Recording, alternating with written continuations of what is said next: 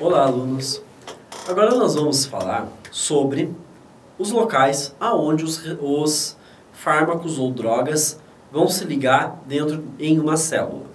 Vamos começar falando aqui sobre canais iônicos. Só para a gente relembrar, caso vocês não se lembrem, o que são canais iônicos? Canais iônicos são estruturas transmembranas, ou seja, eles estão entre as membranas plasmáticas de uma célula. Esses canais iônicos, eles servem para quê? Para selecionar a passagem de determinadas moléculas hidrofílicas pela membrana plasmática, porque vamos lembrar que a membrana plasmática, ela é feita do quê? Fosfolipídio. Logo, aquoso e oleoso não mistura. Então, elementos que são aquosos ou hidrofílicos não vão conseguir passar pela membrana plasmática. Então, eles precisam de atalhos. Entre eles, nós temos os canais iônicos. Então, a gente tem esses canais iônicos, eles são variados, né? Vários aí são especializados em determinadas moléculas. Você tem canal de sódio, tem canal de potássio, tem canal de cálcio, de cloro e assim por diante, ok?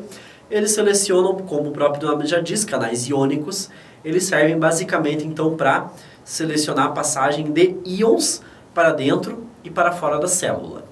Os canais iônicos então eles são extremamente importantes para a nossa própria sobrevivência. Por quê? Porque eles ajudam a controlar diversos processos fisiológicos fundamentais, como batimentos cardíacos, contrações musculares, transmissões neurológicas e secreções. Ou seja, sem os canais iônicos, nós nem estaríamos vivos.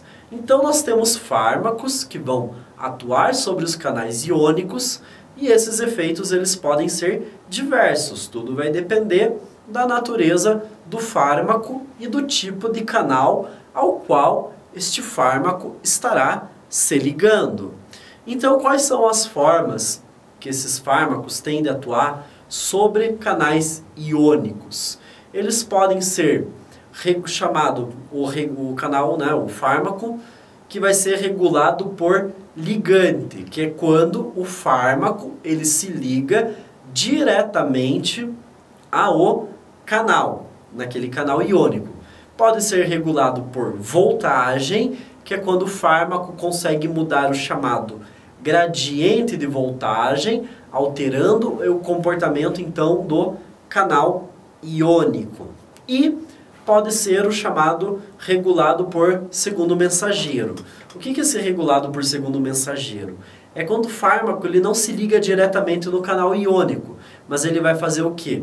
Ele se liga a uma proteína do canal iônico que é chamada proteína G, e isso gera uma cascata de reações químicas que vai acabar alterando o comportamento do canal iônico.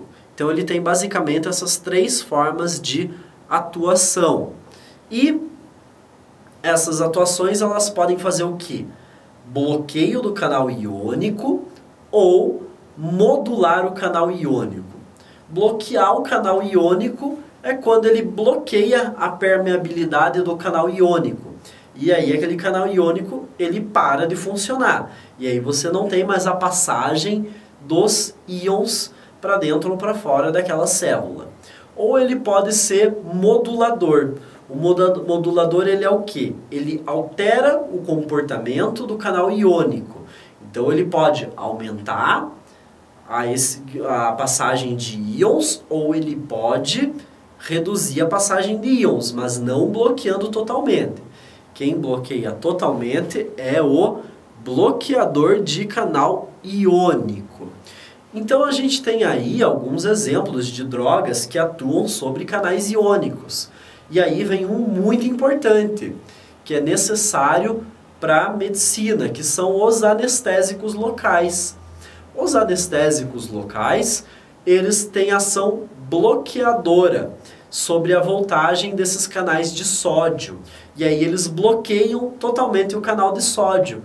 O sódio não vai passar, ele não vai ter excitabilidade, e aí nós temos essa ausência de sensação no local, esse bloqueio da sensação que a gente tem no local. Você não sente dor, você não sente praticamente nada naquele local onde o anestésico foi aplicado. Outro exemplo que a gente pode citar são alguns diuréticos. Alguns diuréticos eles vão bloquear a entrada de sódio na célula. Ao bloquear a entrada de sódio na célula, ele aumenta a quantidade de sódio extracelular. E aí vem um detalhe bem importante sobre o nosso organismo. O sódio ele nunca está sozinho, ele está sempre acompanhado de água. Logo, se você tem mais sódio fora da célula, os rins vão acabar filtrando mais esse sódio com a água, né? E aumentar o volume urinário.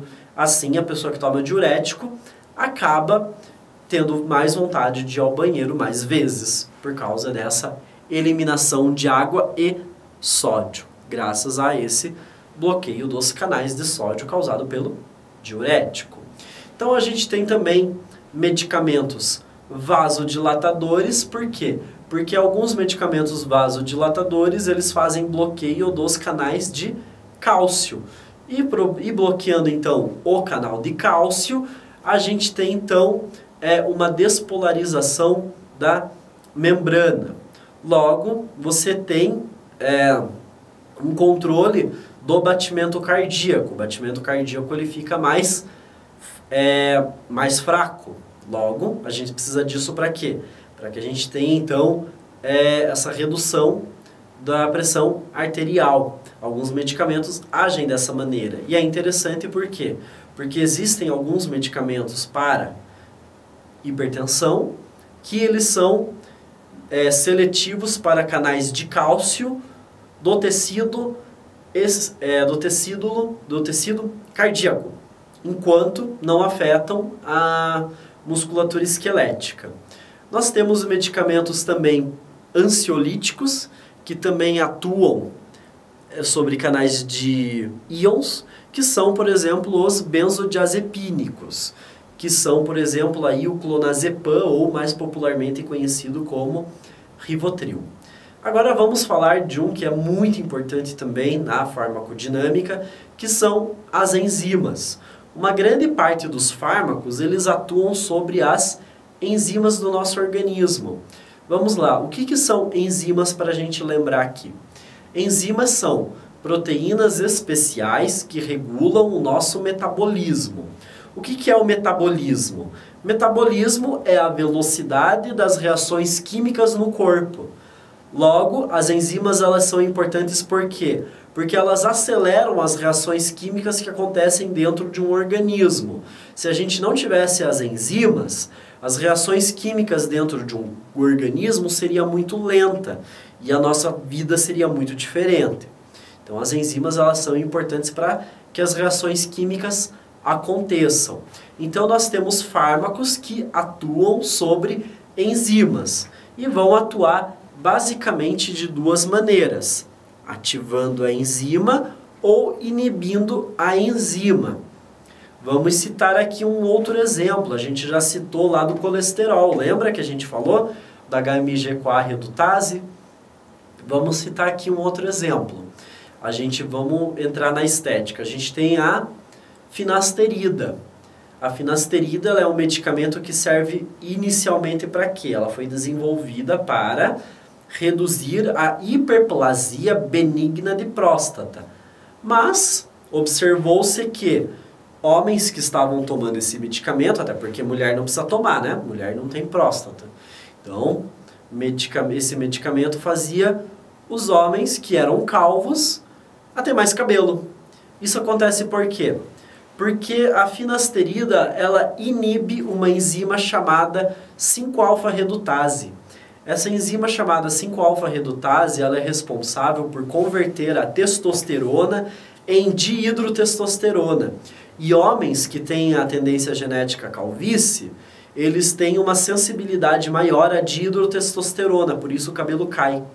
Logo, essa enzima sendo bloqueada, você não tem a dihidrotestosterona em tão grande quantidade. Então aí você tem um exemplo de como um medicamento pode atuar sobre uma enzima. E agora eu quero que vocês olhem comigo aqui nesta imagem. Vejam que nesta imagem nós temos a reação enzima-substrato. O que é o substrato? O substrato pode ser o fármaco, que é aquilo que vai se ligar a uma enzima. A partir do momento em que ele se liga, você tem uma alteração da forma da enzima, ela mudou. Porque agora ela é o complexo enzima-substrato. E, durante esse complexo enzima-substrato, a reação química ocorre, gerando então o produto. Por exemplo, o substrato podia ser a testosterona, que se ligou a 5-alfa-redutase e gerou o produto chamado dihidrotestosterona, que então é o produto que vai fazer o efeito lá da calvície, ok? Então agora nós vamos fazer uma pausa aqui e em seguida nós retornaremos para falar das moléculas transportadoras e receptores.